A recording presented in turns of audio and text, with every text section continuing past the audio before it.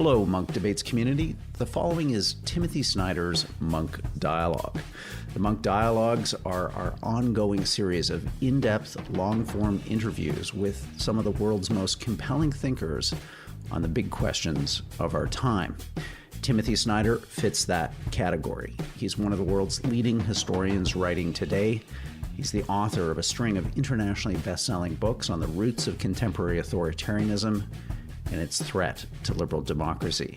You may well have his #1 New York Times bestseller on your shelf, On Tyranny.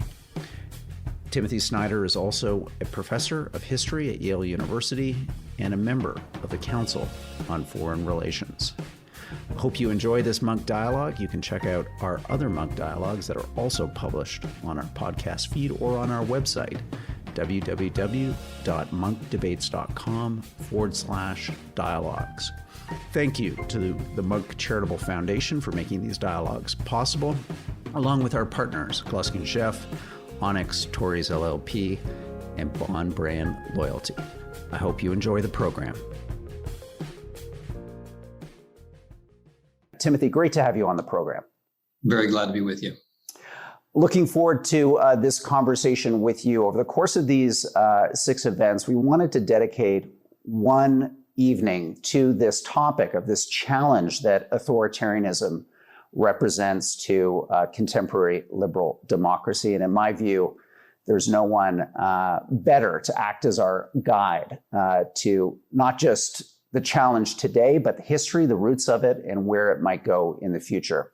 What I'd like to do, Timothy, is to come back to you with some quotes from your recent writing, from your books and articles and publications to kind of move through your core ideas. And the first quote I picked really focuses on the present and your concerns right now in this moment. You wrote recently, Trump's coup attempt of 2021, like other failed coup attempts, is a warning for those who care about the rule of law and a lesson for those who do not. His pre-fascism revealed a possibility for American politics.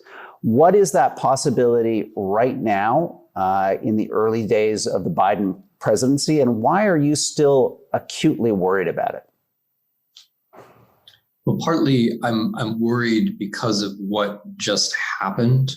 So before I get to the meat of your question, I just want to, in a way, restate it because it's a shocking thing to contemplate that there just was a coup attempt on American soil carried out by Americans, led by the President of the United States.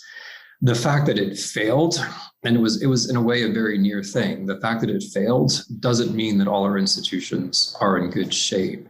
And as one of the very few people who was willing to come out in public and say that Mr. Trump is going to try some kind of coup attempt to stay in power, I'm also disheartened by the kind of intellectual and moral decadence that I encountered when I said things like that. It was clearly the case that he was going to try something, but almost no one was prepared to say, this is the logic, this is what's going to happen. To be fair, a lot of people were preparing for it. In civil society, a lot of non-governmental organizations were preparing for the eventuality that he wouldn't accept the electoral outcome. But the idea that he might try something like this seems surprising to almost everybody. And that in itself, I'm trying to say, Rudyard, is discouraging because it means that we can be caught flat-footed the second time. And that's exactly the opposite of what we need. What we need to do is understand that historically speaking, coup attempts breed more coup attempts. The specific scenario here is related to Mr. Trump's big lie. So Mr. Trump's big lie is that he actually won the election. Once that lie is out there in circulation, then fellow members of his party can say, well, since there's so much confusion about this last election, we then have to pass laws to suppress votes. That's not the term that they use, but that's the effect. We have to tighten things up. We have to make sure that people we don't like have a harder time voting. And that voter suppression is now underway. And the voter suppression is very concerning for a couple of reasons. I mean, one, it's that we're talking about democracy, and when people's votes are suppressed, then that's the suppression of democracy. But the other is that it's conflictual. everybody knows that the votes that are being suppressed are those of African Americans. The people doing it know that, and the people who are the victims know that. And so you risk a culture war, some kind of conflict between now and 2022. In 2024, of course, the scenario is that people who are running for president on the big lie, people who are running for president saying your votes actually don't count, what they're communicating is, I'm going to come to power in some other way, right? If you're discrediting the presidential election while running for president, basically what you're suggesting is you want to come to power in some other way. In other words, your electoral campaign amounts to softening people up for the possibility that you're going to go for a coup the second time around. So these are the reasons I'm concerned. Talk to us a little bit more about what that scenario could look like in 2024, because I think maybe as you've characterized it, there's a certain amount of complacency now, maybe after the fact, that our institutions held, your institutions held, I should be clear. We're coming from having this discussion from Toronto, Canada, but the institutions worked ultimately. The Supreme Court functioned in the way that it needed to. Congress was able to act. The American people voted. So what's the counter narrative to suggest, no, these institutions have been weakened? There is an imminent threat here. Yeah, I mean, number one is that the only reason our last election worked is because a lot of folks did some very good work over the course of 2020. When I started talking about how things would go wrong in 2016, the very few people paid attention. But by the time Mr. Trump had been in power for 4 years, a lot of people were ready to say, okay, we need to make sure that we have pressure campaigns on state level representatives to make sure that they don't actually change the electoral outcome. We need to make sure that we're guarding all of the exits to make sure that nothing slips away here. So that people were not surprised by when Mr. Trump said, I won the election, even though he lost. The good guys, the people who want democracy, were not surprised by that. If there hadn't been so much preparation, things might have gone a very different way. But the basic fact is that everybody knew, or at least all the smart people knew, that he was going to announce victory on election night, and they were ready, right? So it's not the institutions in the sense of state institutions, it's civil society in the end, which actually kept this from going very, very far south. And then the second problem is with the state institutions themselves. So we have a very old constitutional system, as you know, and it's leaky in a lot of different ways. And one of the ways that it's leaky is that it's federal, and the states run the elections, and the states are allowed to run elections in a way which is, to be blunt about it, hardly democratic. So the scenario is not too complicated. The scenario is that the states, many of the states where the election was close, are now pushing voter suppression laws. It's quite possible that the Republicans will then get a majority in both houses in 2022. If a Republican presidential candidate then comes close to winning in 2024, what can happen is this. State legislatures can have given themselves the authority to allocate presidential electoral votes independently of the actual popular vote. So if a Republican president comes close in the electoral college, a few states could simply say, we're going to shift our electoral votes to the Republican because we feel like it, or they'll just claim there was fraud. And then a Republican-controlled House and Senate say, yes, we're going to accept that electoral college count. I'm sorry to go into all these intricacies of our odd system, but it's these intricacies plus a lot of bad will and anti-democratic sentiment, which make it very possible that in 2025, the loser of the presidential election, I mean, somebody who loses by, let's say, 10 million votes and 20 or 30 electoral college votes, that person could actually be sworn in as president of the United States. And that's not the whole scenario. Of course, if that happens, there are a lot of people who are going to be very angry about it, right? It's hard to imagine how the United States gets through something like that. It's hard to know how people in civil service, or for that matter, in the military, will react to a situation where both sides, the people who really won the election and the people who rigged the election, are saying with some justification, the Constitution is on our side. And your key point here, Timothy, is that in a sense, the norm was broken in this last election cycle. So now you're having another set of elections, the midterms in 2020, the next presidential elections in 2024 with a changed psychology kind of nationally in terms of how many voters perceive elections and their fairness or legitimacy. That's a wonderful summary. I mean, it's a couple important things happen. I mean, one important thing is that a president of the United States said that elections don't work. And that's just in itself very important, because naturally a lot of people are going to believe the president of the United States. And if you follow the polls, it's roughly a quarter of the population now believes that the last presidential election was fraudulent. The second thing that happened is that his political party went along with him, not in all the details, but in the general claim that something is wrong and we have to fix it. And then that has the consequence that the quote unquote fixing, which is the suppression of the votes, making it harder for people to actually have their voices heard, is going to make a lot of other people angry and make the outcome itself controversial.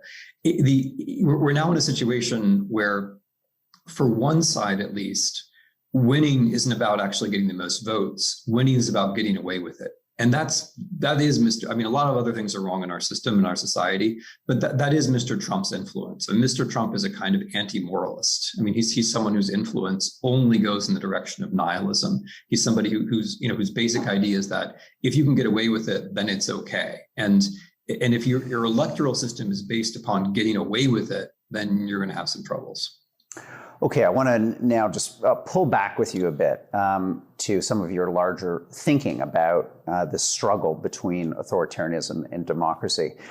In your recent bestseller, The Road to Unfreedom, you elaborated two concepts which were very helpful to me personally in kind of understanding the contemporary mindset within liberal democracies and within authoritarian regimes. So I want to deal with these one at a time, and read you the first quote, which is related to your concept of the politics of inevitability. You write, "The politics of inevitability is the sense that the future is more of the present, that the laws of progress are known, and that there are no alternatives, and therefore nothing really to be done." Unpack this for us. Explain to us how you feel that this kind of encapsulates the mood of many democratic Western regimes, and why this kind of understanding, this metaphysics, in your view, is actually quite dangerous in terms of democracy's confrontation with authoritarianism. Yeah, thank you for that question. One of the things that I've come to understand as a historian of the past couple of centuries is how important time is in politics. And when we look at this period we're living in, the late 20th century to the early 21st century, what's really striking is how time has narrowed, how the future has narrowed, and then in some sense disappeared. The moment I'm trying to describe in the politics of inevitability is the moment after 1989, the moment after the end of communism, when we got ourselves persuaded that there was going to be liberalism and democracy because no one had any better ideas, or there was going to be liberalism and democracy because capitalism was going to bring it about automatically. That is a deeply, deeply dangerous idea, because liberalism is about freedom. It's about individuals expressing themselves. Democracy is about the people ruling. In other words, both of those ideas are not meant to work on their own. They're just descriptions of people acting. They're descriptions of people individually or collectively forming their ideas, taking their own interests in hand, institutionalizing them. They're not descriptions of a mechanical process. And so the very idea that history was over, that there was no alternative, was unfortunately authoritarian, because that idea says you don't have to do anything. You, the people, don't have to rule. Somehow the people ruling is going to happen automatically. You, the individuals, don't have to be active and unpredictable and thoughtful, because somehow liberalism is going to happen automatically. So we basically we blindfolded ourselves, we hooded ourselves, we stopped up our ears, we convinced ourselves that we're at some kind of end point and we could just coast. And of course, that wasn't true. Alternatives presented themselves. And when they did present themselves, we were all the less prepared for them because we'd gotten ourselves into this mindset that everything was going to go our way automatically. And talk to us a little bit more about the the consciousness or not of history within the mindset of the politics of inevitability, because this seems to be one of the kind of crucial blind spots of liberal democratic culture at this moment. It's kind of ahistoricism. I couldn't agree more with that assessment. So one problem with the politics of inevitability is that since you think you know where everything is going, then the past suddenly becomes not really that important. You might nod with a kind of fake respect in the direction of history, but since you know that history is kind of like a funnel, which is going to ultimately end up at liberal democracy, all that stuff that happened before is not really interesting because it was going to proceed the way it was going to proceed anyway. And one can see this, unfortunately, since 1989 in the decline of the humanities, at least in the United States and many other countries in the West, and the decline in the attention that people pay to history. So because if you think that you automatically know what the process is going to lead to, then you don't see possibilities in the past. You just see ingredients. You just see things that we're going to mix together to create this inevitable future. A historian, of course, or someone who studies history or loves history, looks at the past and sees possibilities, sees all kinds of things that did happen, and also all kinds of things that might have happened or that people thought could happen. If you're a historian, the past is rich, and the past is constantly suggesting possibilities, both negative and positive, for the future. So once you narrow down the future to one possibility, you're disarming yourself. Not just politically, you're also disarming yourself mentally. And then when people come back around to you with something else and they say, well, the past tells me that my side was always right. The past tells me that I was always the victim. The past tells me that you always did wrong. You're a little helpless because you've done away with history. And now we're in this strange age of politics where, having done away with history, we're constantly confronted by memory and getting pushed around by memory. Yeah, so let's go a little bit deeper on this, because this is really, I think, critical stuff to understand. Your argument is that this is not simply a weakness of liberal democracy in terms of its perception and interaction with an external authoritarian threat. This is actually a threat to liberal democracy internally, in terms of its own confrontation internally with populism and authoritarianism. Do I have that right? Yeah, you have it absolutely right. I mean, the simplest way to put it is that if you got yourself narrowed down to one future, it's very easy to then go to zero futures. What liberal democracy actually needs, what each of us needs as individual people and citizens, is a broad future which is rich in possibilities that we can affirm and choose among and create. But if you got yourself talking to the story where there's only one future that has to happen, that one future can disappear very easily. All that has to, because there's just basically one break, there's just one barrier between you and this void.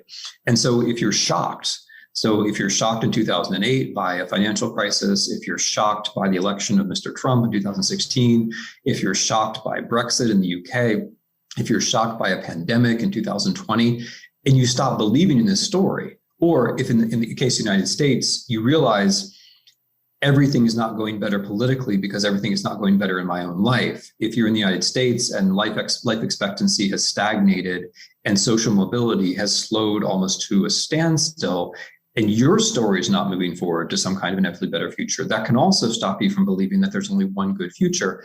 And then what's left? What's left is zero futures. What's left is what I call in the books the politics of eternity, where politics starts to become a competition between people who tell you stories about the past and about how you were right in the past and other people were wrong in the past, about how greatness is not in the future, but in the past.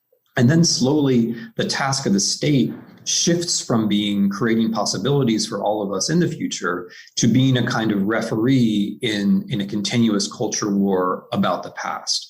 And that's a shift clearly towards authoritarianism, because then you're on the terrain of emotions. Then you're moving towards polarization and tribalism. You're moving away from a setup where individual interests are supposed to be imagined, articulated, and in some sense coagulated into policy, towards a situation where you're herded into a kind of emotional field where you're going to battle it out with other people who have different emotional commitments. And this may sound very abstract, but it's important for me to kind of get under what is happening with the rise of leaders like Mr. Putin or Mr. Trump, who don't have anything to offer in the future, but who do seem to be able to rise to power and hold on to power by keeping us in a sort of conflict about who was right in the past.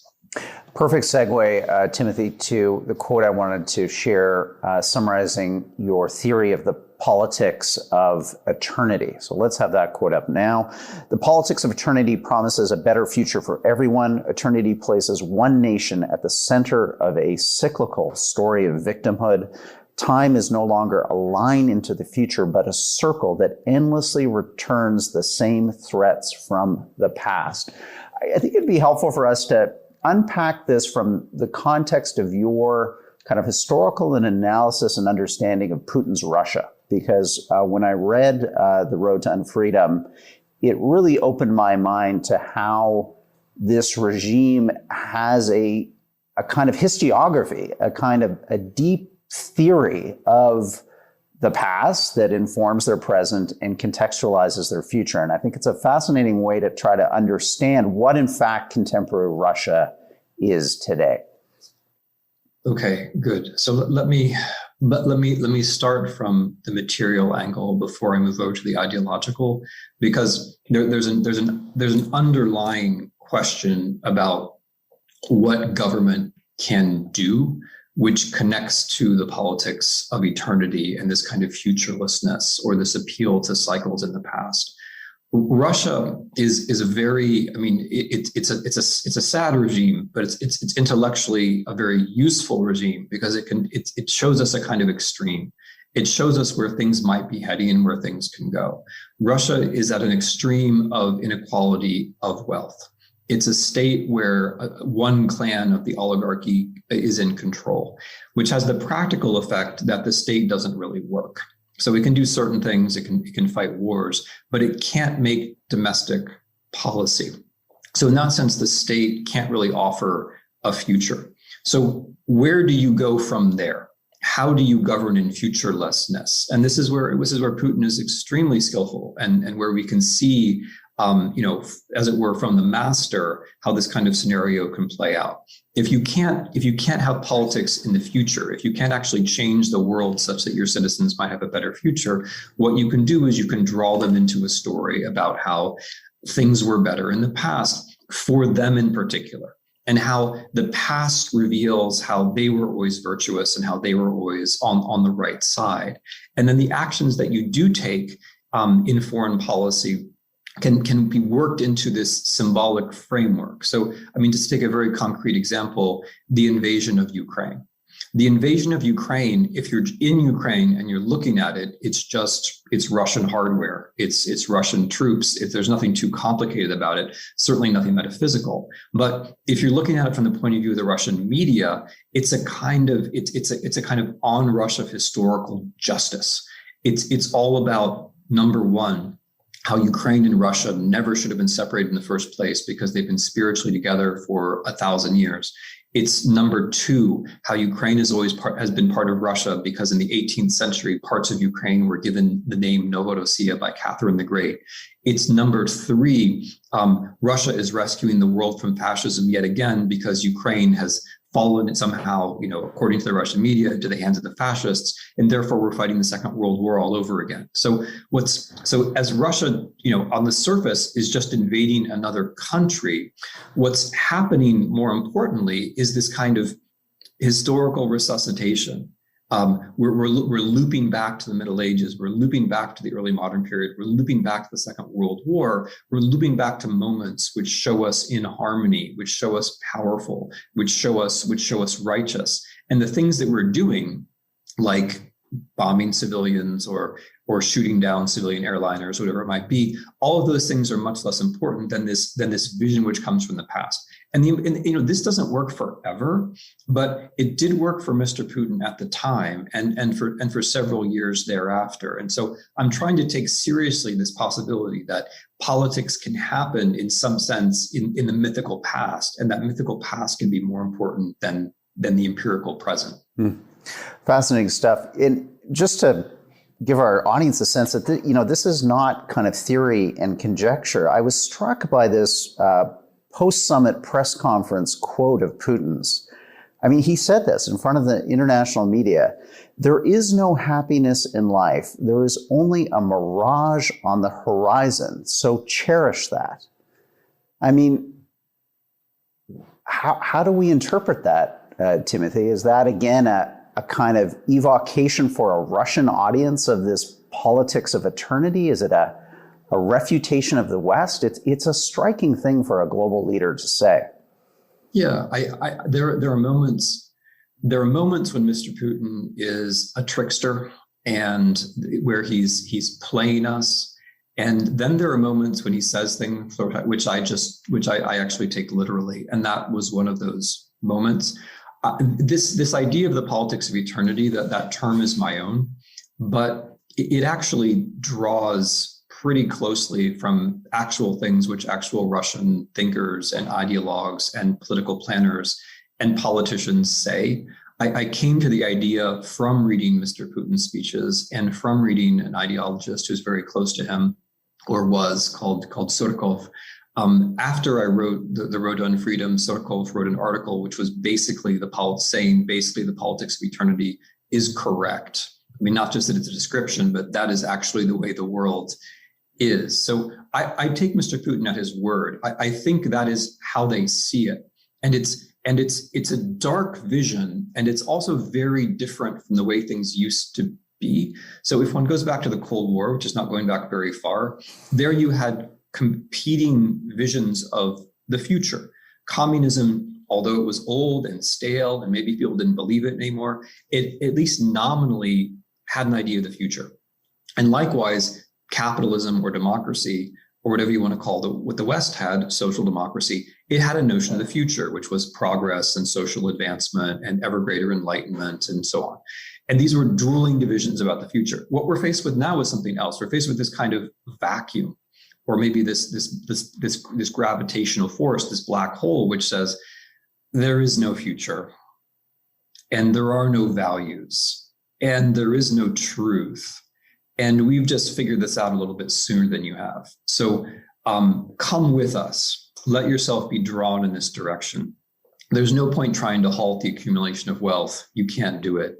There's no point holding up the pretext that democracy is anything but a joke. Just do what we do, accept that it's a joke. Just drift along with us and orbit around this black hole with us, because there is nothing on the horizon. There's nothing but darkness ahead. And so the only thing that you can do is be honest about that. And that's something that you get an awful lot from the Russians, like the sense, not all the Russians, of course, but the sense that the only virtue possible is to be truthful about the absence of virtue. And therefore, people in the West who talk about truth and human rights and democracy and the rule of law and so on, we're being vicious. We're not being virtuous, because that's all false, right? And they're being virtuous because they know it's all false, and they're saying it's all false. And so in this world with no future, in this world where there's just a specter, a mirage at the end, the only thing you can do is look at it honestly as you swirl downwards. And that, I agree with you, that's a very striking formulation. And yes, I do believe it reveals something essential. Do you worry, Timothy, that Russia, in effect, is the future? Two Americans, Elon Musk and Jeff Bezos, have wealth that is equivalent now to the bottom 50% of the population of your entire country of 335 million people. So to what extent just simply are the Russians, through a set of circumstances, further down a trajectory of modernity than we are? And it's just a matter of time before we join them in the politics of eternity, which will buttress and support an economic and power structure and order that they've simply arrived at first. Yeah, I appreciate that question, because that's precisely the concern that animated the Road to Unfreedom. I mean, on one level, the Road to Unfreedom is a story about what happens to Russia under Putin. It's an account of the Russian invasion of Ukraine and Russian interference in European political processes. And then finally, the Russian role in the US presidential election in 2016. But underneath that is this attempt to characterize this new form of politics that we've been talking about, not as an opposition to the West, but as a possible future for the West. This is what has me concerned, and the reason why it can be a possible future is that it doesn't require you to do anything. It just requires you to let go. Just let go of your attempt to create a social democracy. Let go of your attempt to tax the rich. Let go of these principles and these ethics. They're hard to hold on anyway. It just requires you to let go of things, and then you move in that direction. And I appreciate also that you specifically mentioned the issue of wealth. I think that's critically important. If you thinkers from Raymond Aron to George Orwell have made this point, not just left-wing thinkers, I'm trying to say, have made this point that if you allow, Plato made this point, if you allow wealth to become too concentrated, then communication becomes impossible. And not just in the obvious sense that some people are living very different lives than other people, but also in the sense that there's a kind of whole warping of the linguistic field where words start to get sucked into the wealth. Like, for example, when we talk about freedom of expression or freedom of speech in the US, we're very often talking about the ability of a billionaire to use algorithms to get his message out. Whereas what freedom of speech is supposed to be about is the ability of people to speak truth to power. That's the sense of freedom of speech. And that's basically gotten lost. So I think it's really important to think of inequality of wealth in itself as something which is system altering. It's not just a matter of numbers. It's not just a matter of some people doing better than others. It's a matter of a kind of break in the fabric of a system which is meant to be pluralist and which is meant to be democratic. It's a problem in and of itself, which has to be addressed in and of itself. And Russia is helpful here, as you say, because it shows us where this can go. It shows us the extreme where communication has become totally impossible, where public communication or political communication is entirely about myths, where everybody believes it's all about myths, where everyone understands that there's nothing beyond public relations, that there's no authenticity, that there's no truth. That's what follows, and we can follow that. And so you're right, and I agree with the premise of the question. We're going to turn to your ideas about solutions because those are important. But I want to throw one other quote at you because it relates to an issue that's come up over the course of these dialogues that we've been having on the future of democracy. And it has to do with the role of truth in society. You recently wrote, post-truth is pre-fascism. When we give up on the truth, we concede power to those with the wealth and charisma to create spectacle in its place. Without agreement about some basic facts, citizens cannot form the society that would allow them to defend themselves. So where do you see, Timothy, this post-truth? I think we understand the mouthpieces that it emerges from in our democracies today, but what are the institutional kind of structures and conduits of distribution that are allowing a kind of post-truth, pre-fascism to replace what we all have understood is at the core of liberal democracy, which is some set of shared normative horizons about who we are as a people and what we want to accomplish together. Mm-hmm. So let me please, Rudyard, start with the back of that question and talk about what the positive structures are, and then I'll say a word about how things fall apart. So I think there is a certain naivete in the Anglo-Saxon tradition about truth, which goes back to Milton and to Mill, and which we hear in the notion of a free market of ideas, where the good ideas will win out. Unfortunately, that's just not true. Good ideas or truth does not win out. There's no natural mechanism or natural selection which brings the good ideas to the top or the truth to the top. Enlightenment is very much a social project, an institutional project, and human minds require an awful lot of care and attention before they can be attuned to the idea of factuality or to the horizon of truth. So that's where I start, and then that enlightenment, in my country, one can see that enlightenment institutionalized in local reporting all the way through the Cold War. When the Cold War took place, we had international reporting, and when the Cold War took place, we had local reporting. People had some sense of what was going on in their own communities. And that's incredibly important now, shifting to your question about where things go wrong and how post-truth slips in. If people in their own daily lives don't have a kind of cushion of factuality provided by the local news, if there's not a credible extension of their own experience into the press, if they can't make a personal connection with a reporter who's writing about the schools or the water quality or the basketball team or whatever it is, if they don't have that, then they're not going to have a positive idea about press, about media. They're not going to believe in it. They're not going to be prepared for a world where there's national press and international press. That's going to be too distant.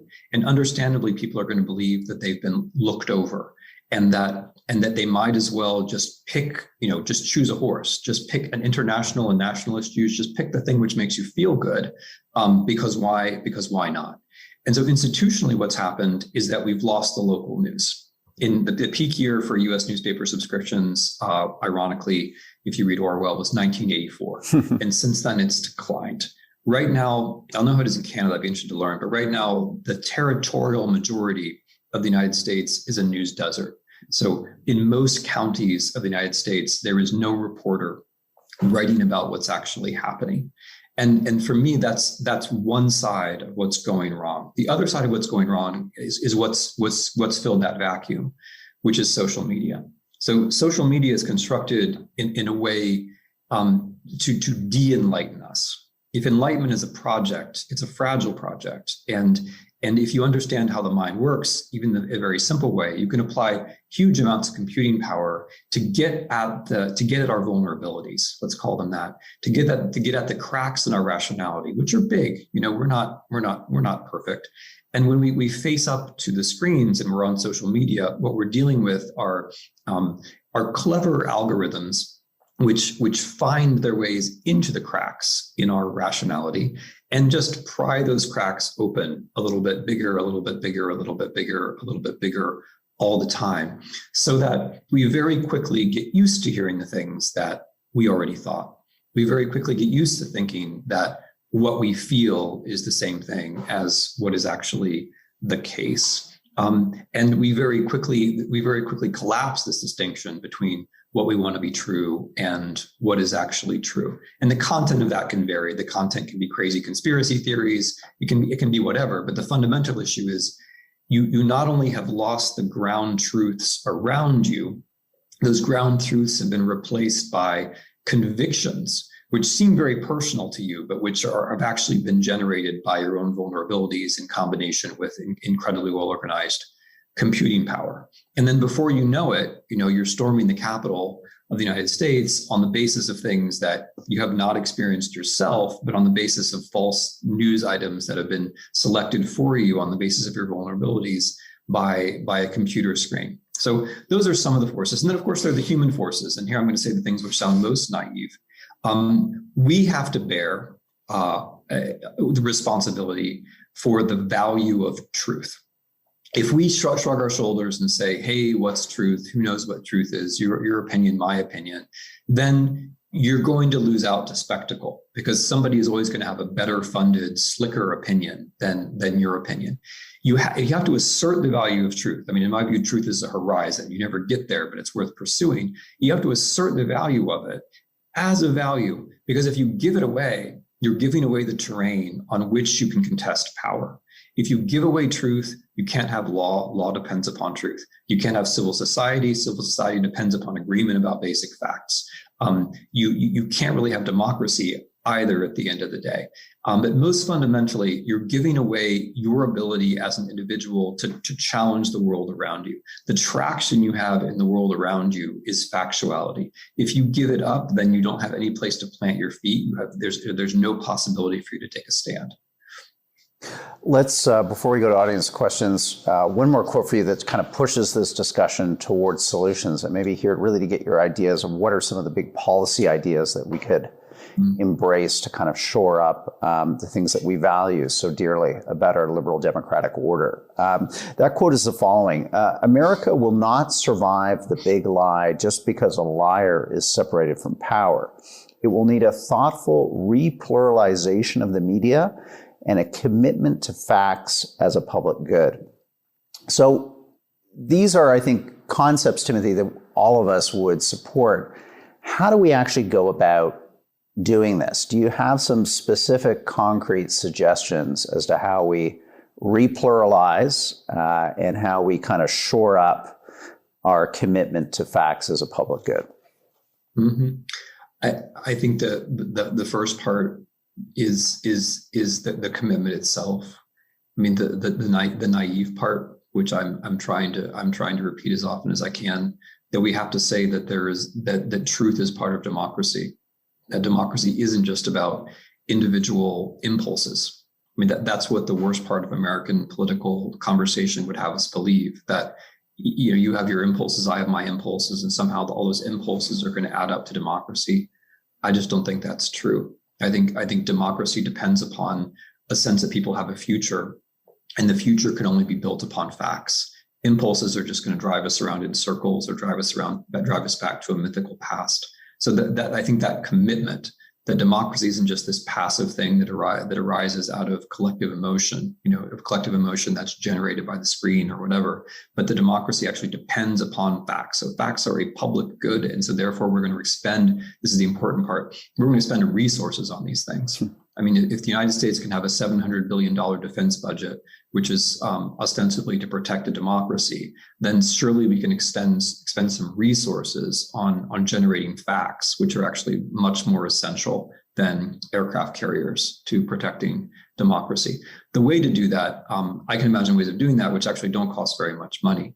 We have these incredibly profitable social media companies, which, you think about it in economic terms, generate the negative externality of falsehood, right? Once we've established that facts are good, then falsehood is a negative externality, and therefore they should be paying some kind of price for that, right? Just like a polluter pays a price. The tax that they pay for that can be used to support commercial and non-commercial local regional media across the country. I think that's the kind of balance that one has to seek. You have these incredibly powerful companies which have done down the newspapers, which publish their reporting without paying for it, and which make political life much harder. I think that is the place where you have to go immediately for the cash that you would need to build up local news reporting. I also think, now I'm going to get very old-fashioned. I think that the idea of going out into the world and reporting should be an integral part of public education from kindergarten through 12th grade, that there should be fewer screens in the classroom. Actually, I don't think there should be any screens in the classroom except in classes that are specifically about programming, and that kids should be taught to go out and report stories so that they have some idea of what it means to go out and physically move your body and figure something out, so that you respect the other people who are doing that. And so that it seems like a life, or at least a part of a life that you might choose for yourself. So I think we have to tilt the whole matrix. We have to say this is a central value of democracy. Therefore, we're going to spend some resources. We're not going to say the market is going to give us the truth. The market doesn't give us the truth. You have to adjust the market. You have to nudge the market so that the market does the more things that you want to do. And history is behind you if you want to do that. The book, for example, was a very chaotic medium when it was created. It led to 100+ years of religious war.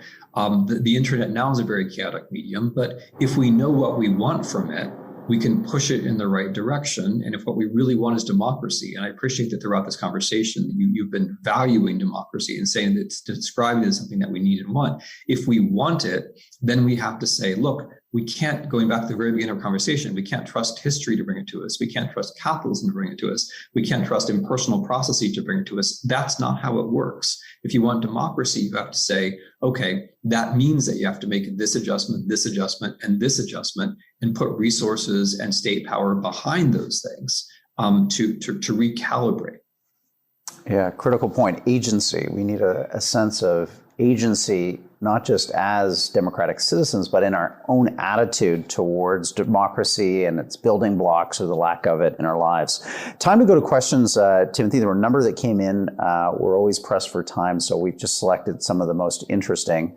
The first is from Sprockets. I assume that is a nom de plume, but we'll work with that. It's that Sprockets writes, authoritarian governments employ ruthless, uncompromising measures to hold and expand powers. How can our current democratic society, so reluctant or unable to engage in similar approaches, curtail the threat of the authoritarian right?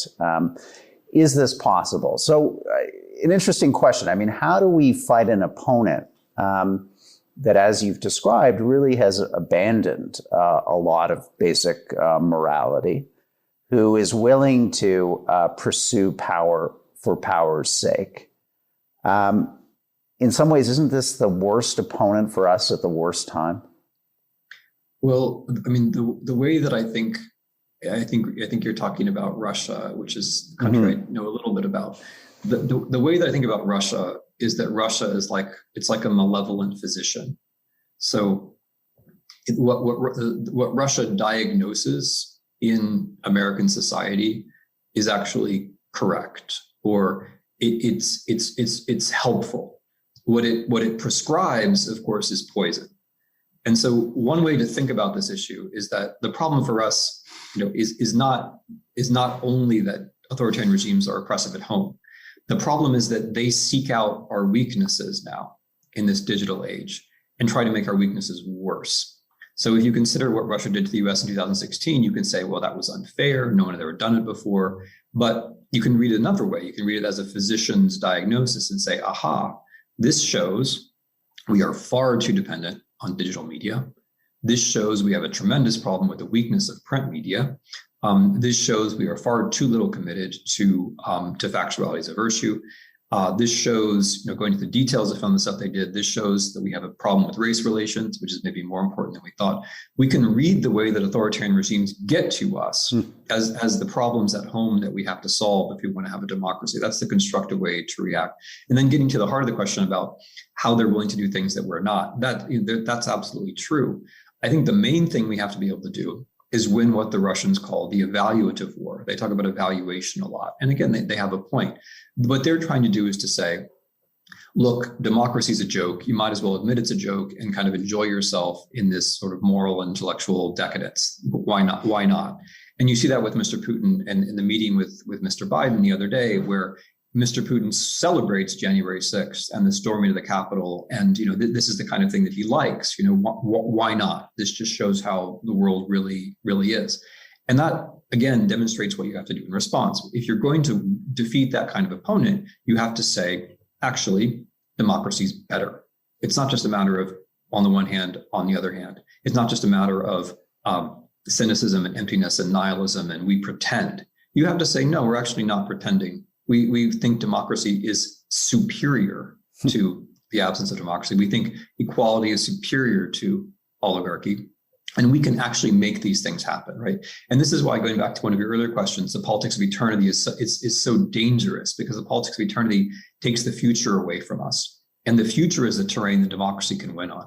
Democracy can say, hey, we know that we're going to exist in 2 years and 4 years and 8 years because we have elections. We know that our country can survive a bad leader or a dying leader because we're going to have elections. We know we're going to be there in 50 years or 100 years. And you, the authoritarian regimes, you don't know that. And we, the democracies, can think up better futures for ourselves. That's why the politics of eternity is so poisonous and so dangerous and so threatening, and why we have to get ourselves out of it.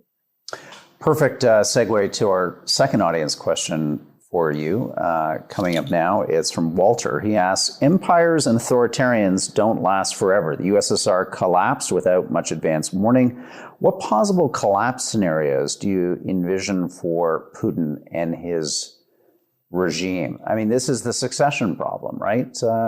These regimes concentrate power to such an extent that succession becomes an incredibly risky endeavor, and possibly risky for the world in the context of Russia's large arsenal of nuclear weapons, its malevolence towards its neighbors. How could we conceivably see this playing out, an end to the Putin era in Russia? Yeah, this gets back to a real advantage that democracies have, which you've already named, which I talked about a second ago, which is that we have a principle of succession. You know that if there's a scandal and a prime minister falls, you're going to have another prime minister. In the worst case, you're going to have another election, a new coalition. There's going to be a prime minister. Canada's going to go on, and the U.S. political system is a little crankier. But we know that if the president, God forbid, dies, then there's a vice president. And in the worst case, there's a succession. There's another set of elections. And so long as you believe in those elections, and that's another issue, which of course Russia goes after, and opponents of democracy in the U.S. go after as well. But if you believe in those elections, then you can keep having a state, and that state can go on. What authoritarians do is they try to act like what they're doing is fun. So, I mean, this is like, again, Mr. Putin's body language at the summit, like he's chilling, he's like slouching, he's having a nice time, he's telling stories for the Russian public that don't really make any sense. The whole idea is like, it's more fun to be me than it is to be you. It's more fun to be an authoritarian than it is to be a prime minister. It's more fun to be a dictator than it is to be an elected president. It's fun, but that's cover. It's not really true.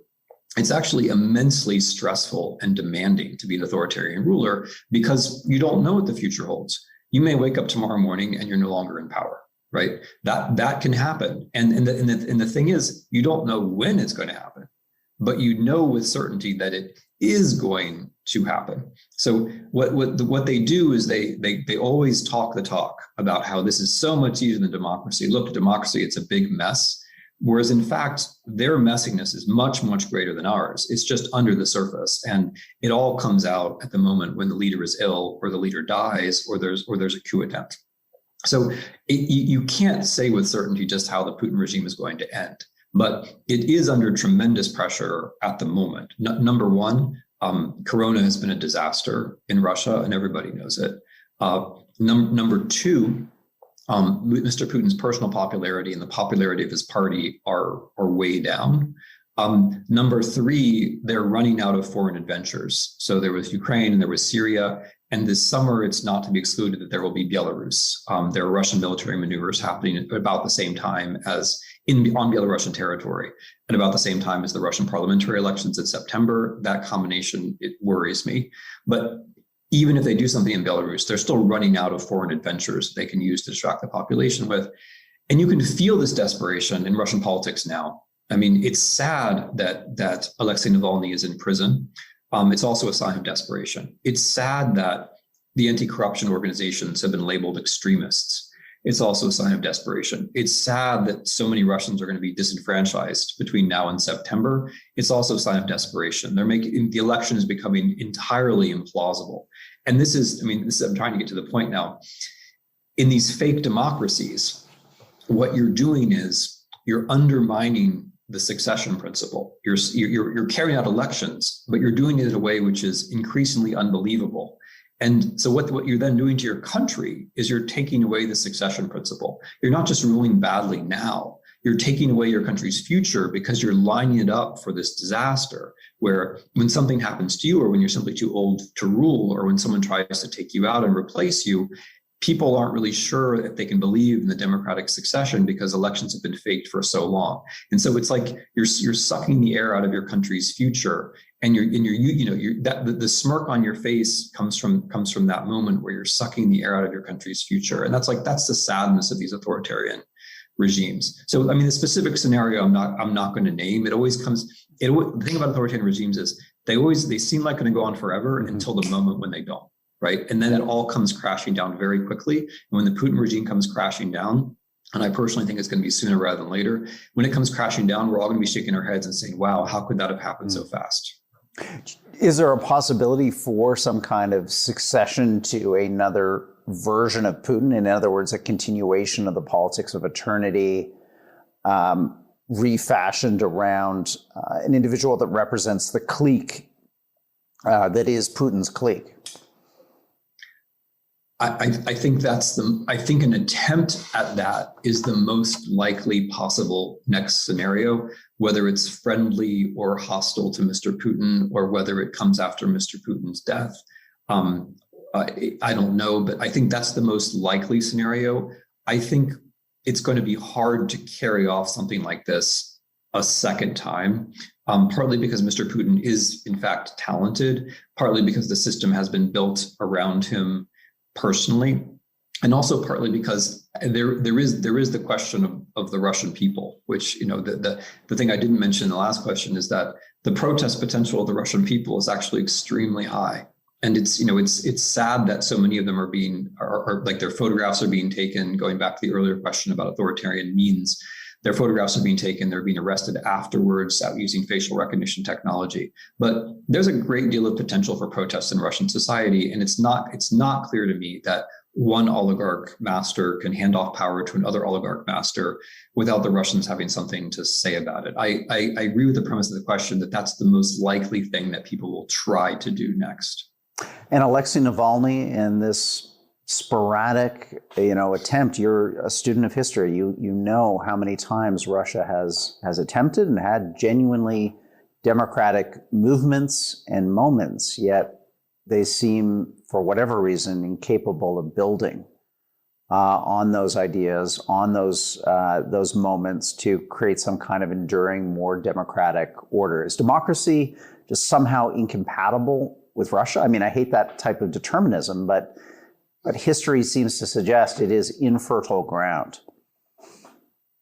I think we all have to be modest about this. I mean, as an American, I believe my own democracy is a work in progress. I look at our history of voter suppression and think, democracy is something which we partially have in the present, which I very much like to completely have in the future. The striking thing for me about democracy in 2020 is how, thanks to Belarus, actually, we've been reminded how people just like to have their votes counted. It doesn't have to do with East, and it doesn't have to do with West. People just like it. People like the idea that their vote isn't being thrown away. And I mentioned Belarus because if you had to name a country where people were going to protest in the hundreds of thousands, that probably wouldn't have been the country that you would name. And yet, nevertheless, it happened.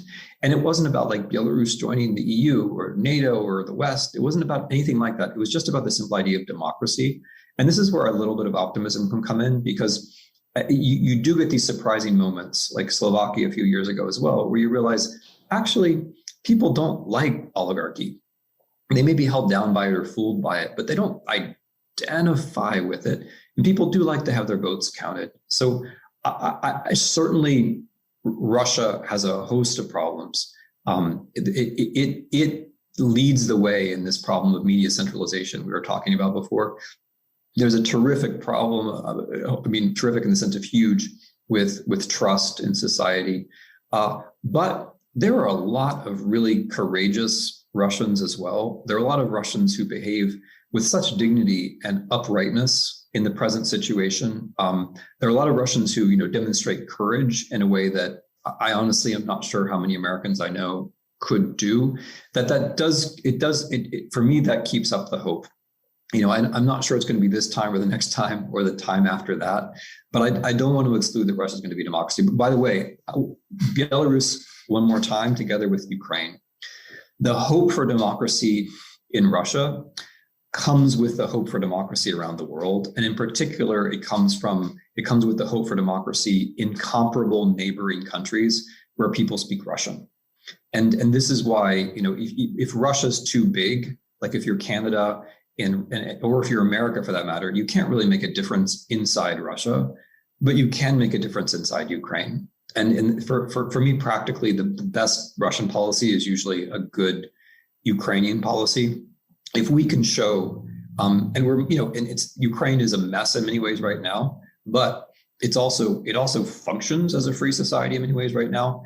If we can show, if we can make Ukraine work, that's a project on the scale of Canada, or a project on the scale of, of the US or the EU, like that we should be able to do. If we can do that, then we're contributing to democracy in Russia, because it's hard for Russians to look at Ukraine and say, Ukrainians can travel to the EU, but we can't. Why not? Ukrainians can have free elections and we can't. Why not? Right now, Russian propaganda, insists that Ukraine is a total disaster. And the reason why it does that is because the Russian authorities can't allow Russians to believe, look, our neighbors, our fellow East Slavs, they actually can vote for their rulers. That actually is possible. Mm-hmm. So Russia is living together with what it calls the Russian-speaking world. And there are a lot of people in that Russian-speaking world, in Russia, outside of Russia, do want to have their votes counted. And so, as you say, there are a lot of barriers, but I'm not actually hopeless about that. That's a nice positive note for us to sum up on, Timothy. And I want to leave by taking the liberty as the host and moderator of the show to make my own book recommendation to our audience for this summer for your reading. And that's Timothy's book, The Road to Unfreedom. I just can't stress enough, Timothy, how this book influenced me. It really opened my mind to contemporary Russia, to the dynamics within it. There are parts of it I thought, they're almost read like science fiction, but when you dig into the actual factual basis that you build the narrative of the book around, it is just eerily truthful in its conclusions, and again the facts that you've marshaled in what I think is really a masterful text. So thank you for that book. Thank you for your wisdom and insights today, and thank you for this opportunity to be in dialogue. It's been my pleasure. Thank you for your preparation. Thank you for the thoughtful questions. I'm very glad we could do this. Terrific, Timothy. Well, ladies and gentlemen, that wraps up the fifth of our six spring 2021 dialogues on the fate and future of our democracy. Our final dialogue is in 2 weeks' time, approximately, a little bit earlier than that. We're going to squeeze it in before Canada Day. June 29th at 8 p.m., we have Irshad Manji on to talk about her ideas about how we create a pluralistic, rich conversation in our democracy that respects people's differences, but also allows us to move forward to common ideals, common actions together. So join me on June 29th at 8 p.m. Eastern for my conversation with Irshad Manji. Finally, I just want to thank all the groups and individuals who've helped make these dialogues come together. First and foremost, the Peter Melanie Monk Charitable Foundation, really the driving force behind the Monk Dialogues. Our presenting sponsors, Gluskin Chef and Onyx. Our friends at Bond Brand Loyalty and Tories, our supporting sponsors, Facebook Canada, thank you. And also our production partners, Amber Mac Media and Creative Harbor. Well, I'm Rudyard Griffiths. Thank you for joining me for this, a Monk Dialogue. We'll do this all again in 2 weeks' time. In the meantime, be well, be safe, and check out Timothy Snyder's Road to Unfreedom. We'll talk to you then. Bye-bye.